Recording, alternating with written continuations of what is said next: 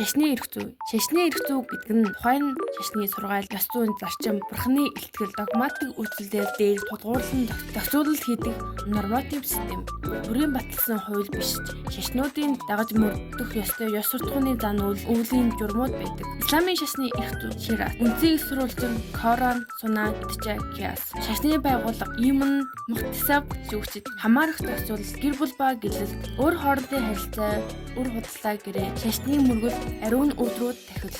Хууль ёсны шийтгэл, иргэний болон эрүүгийн харилцааны зарим нөхцөл, буддын шашны эрх зүй, их сурвалж, Вьетнам, Судар, Ганд жүр, Дан жүр, шашны байгууллага, хуургуудын хийд, хамаарах зохицуулалт, сахил ба сахилгын сахилга, лам хуургын амьдралын дэг, ариун зан үйл, дэслэл, тахил, буддын шашны сургаалын дагуу ёс суртахуй, еврей шашны эрх зүй, үндсийг сурвалжин Тора, Талмуд, Мишна, Раминуудын шийдвэр, шашны байгууллага, Раминууд Биаттын шашны шүүх, хамаарах зохицуулалт, гэр бүл, гэрлэл, салалт, хоолны дэг, кашрууд, ишба, ариун баяр, иргэний харилцаа, ёс суртахуун, гэрээ хотолтой, орчин үеийн бусад шашны эрх зүй, хинду, ариун зан үйл, ёс суртахуун, гэр бүл ба гэрлэл, сүмхийдийн дотоод шашин төс бүрийн эрх зүйн тухайн шашны уламжлалт, догмат зан үйлийн дагуу зохицуулалт хийдэг.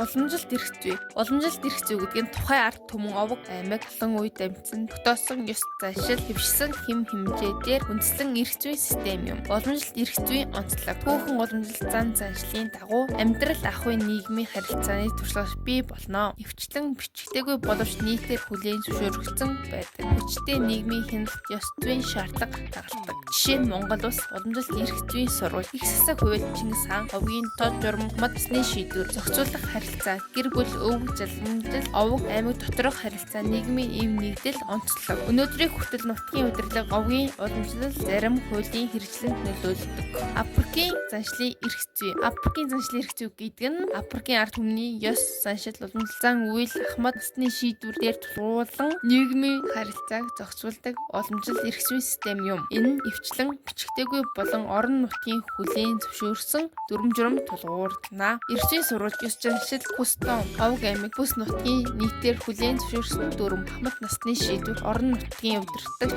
ахмад насны зөвлөмж, нийгмийн туршлага, олон үеийн амьдралын практик туршлагаас бий болсон.